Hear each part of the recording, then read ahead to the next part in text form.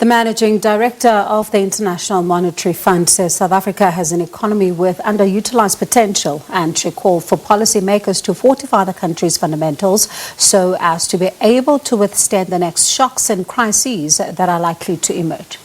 Kristalina Georgieva was in conversation with the SABC's Sherwin Bryce-Pease ahead of the annual spring meetings of the IMF and the World Bank that's in Washington next week.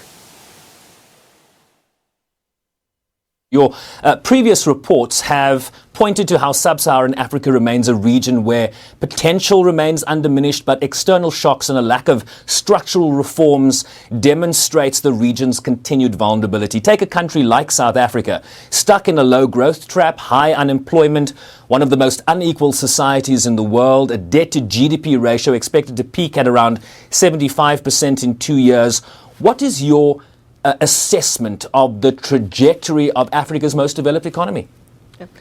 Well, the South African economy has underutilized potential, and you put your finger on where the problems are. They are in governance, corruption, the problem of high debt, the space that is still not utilized to unleash the potential of private sector investment in South Africa, and of course the issue of debt.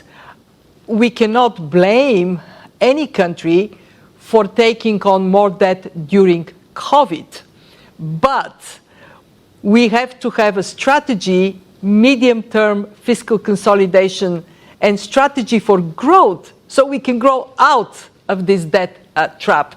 All I can say is that when we entered the pandemic, countries that had strong fundamentals, fiscal buffers, good governance, low level of debt, they weathered the crisis much better. The same way people with strong immune systems were more resilient to the virus.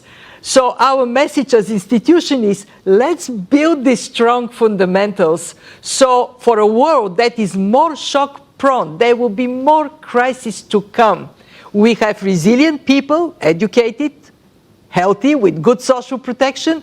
We have a resilient planet, we manage our natural capital more effectively, and of course we have resilient societies with less inequality and more access to opportunities for everyone.